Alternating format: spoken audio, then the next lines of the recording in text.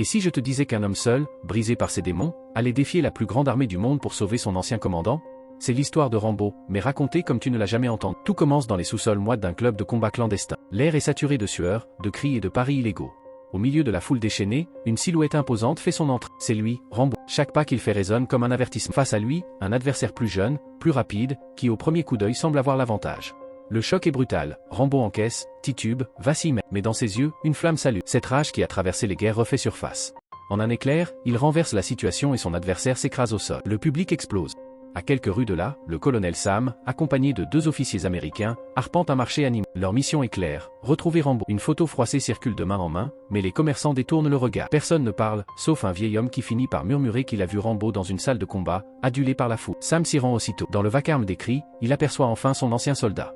Mais avant qu'il ne puisse l'aborder, Rambo disparaît déjà sur un bateau, entouré de moines bouddhistes. Sam comprend où il va et le suit jusqu'à un monastère isolé. Là, l'image est presque surréaliste. L'homme de guerre porte des pierres, répare des murs, travaille comme un simple artisan. Quand Sam l'interpelle, Rambo répond d'une voix calme, il a trouvé ici un semblant de paix. Les moines lui permettent de rester tant qu'il aide à la construction. Pour lui, la guerre est derrière. Mais cette illusion s'effondre lorsque Sam lui tend une photo bouleversante, celle d'un enfant sous respirateur. Le colonel explique que l'Afghanistan est en flammes. Les soviétiques bombardent sans relâche, des civils meurent par centaines chaque semaine. Les Nations Unies estiment qu'à cette époque, près de 80 000 innocents ont perdu la vie dans ce conflit. Sam, désespéré, veut convaincre Rambo de revenir. Pourtant, l'ancien soldat refuse. Il répète inlassablement, « Ma guerre est finie ». Quelques jours plus tard, la réalité frappe. La mission du colonel Sam tourne au désastre. Son équipe est décimée sous les bombardements. Les survivants, dont lui, sont capturés et torturés par les forces soviétiques. L'opération américaine est un échec total. Quand Robert, un autre officier, revient annoncer la nouvelle, Rambo est déjà au courant. Mais cette fois, quelque chose a changé. Derrière son regard impassible, on devine une décision lourde de conséquences. Il prépare silencieusement son sac. La paix est terminée. La guerre reprend. Son voyage l'amène jusqu'aux ruelles étroites d'Afghanistan, où chaque carrefour est surveillé par des gardes armés jusqu'au dos. Parmi les odeurs de poussière et de poudre, il pousse la porte d'une boutique d'armes. C'est là qu'il rencontre Moussa, un trafiquant réputé. Après quelques mots d'introduction, Moussa comprend immédiatement à qui il a affaire. Il lui montre des caisses de grenades, des explosifs artisanaux, des bâtons lumineux capables de semer le chaos dans un camp ennemi. Puis vient la question fatidique. Combien d'hommes t'accompagnent? Rambo lève les yeux, fixe son interlocuteur et lâche une phrase glaciale. Personne. Je pars seul. Moussa rit, le prend pour un fou. Mais Rambo ne plaisante pas. Son plan est suicidaire, et pourtant, il est décidé. Ce que Moussa ignore, c'est qu'un espion écoute leur conversation. Quelques minutes plus tard, l'information atteint les oreilles du colonel Zezan, l'homme qui détient Sam. Le piège est déjà en train de se refermer. Dans une pièce sombre, le colonel Sam est traîné de force devant le redoutable Zezan. L'officier soviétique, sourire carnassier aux lèvres, savoure son triomphe. Avoir capturé un colonel américain, c'est une victoire politique et militaire. Face à Sam, il expose son accusation. Les États-Unis auraient tenté de livrer des missiles solaires pour abattre les avions soviétiques. Mais Sam, le regard fixe, nie tout. Zezan ne cherche pas la vérité, il veut briser un symbole. Et il est prêt à tout pour arracher des avions. Pendant ce temps, très loin de cette salle d'interrogatoire, Rambo et Moussa traversent les terres arides qui marquent la frontière afghane. Moussa, qui connaît chaque pierre, chaque vallée, raconte à Rambo ce que l'histoire a déjà prouvé.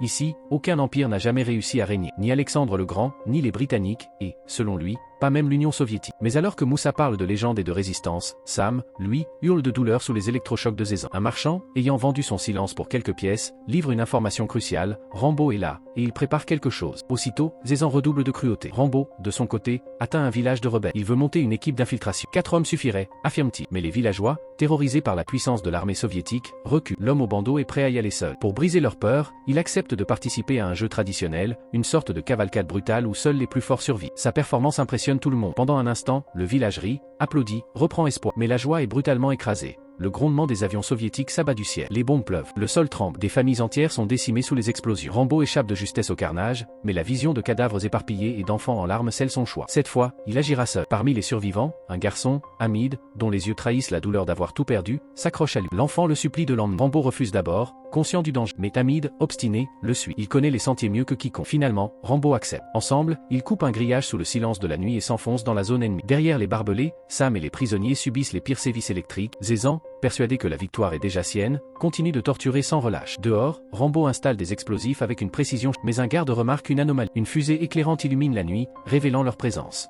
Aussitôt, les sirènes hurlent, les chiens sont lâchés, les patrouilles s'élancent. Le piège est tendu. Rambo s'accroche discrètement à un blindé et pénètre dans la forteresse, Hamid sur ses talons.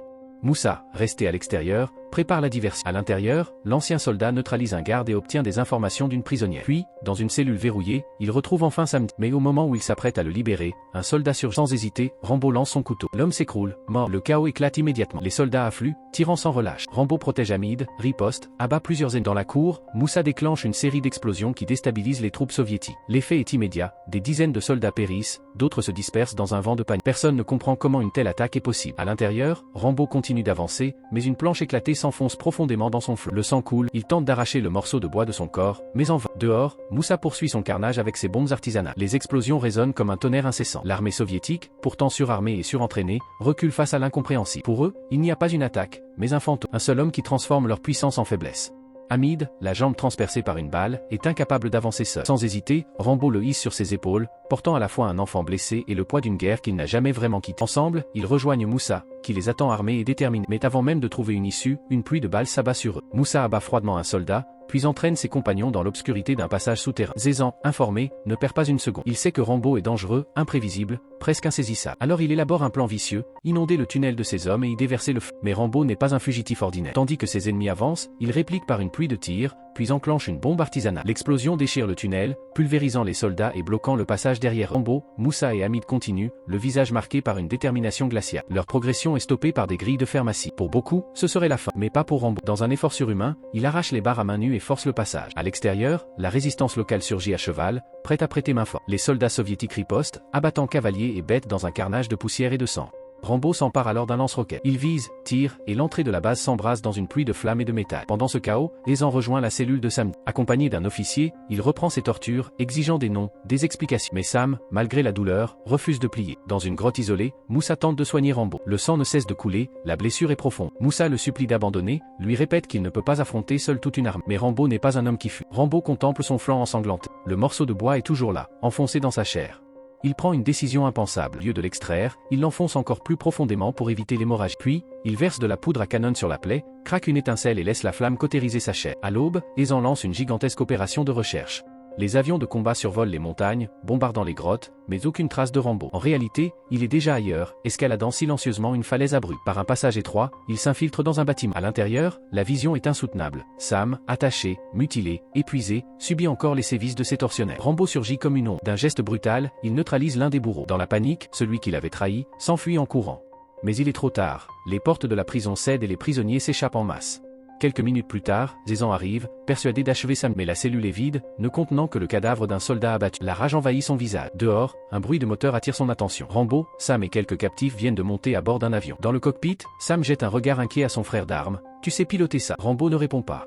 Ses mains saisissent les commandes avec une assurance froide, et l'avion décolle dans un grondement de métal. Zézan, furieux, ordonne d'ouvrir le feu. Les balles pleuvent sur l'appareil. Un prisonnier, accroché au train d'atterrissage, est touché. Son corps bascule dans le vide, avalé par la nuit. Rambo, implacable, riposte depuis l'avion, mitraillant le sol pour dégager un passage. Mais soudain, un bruit sinistre retentit. Le moteur s'étouffe, grince, puis s'éteint. En plein ciel, l'appareil perd de la vitesse.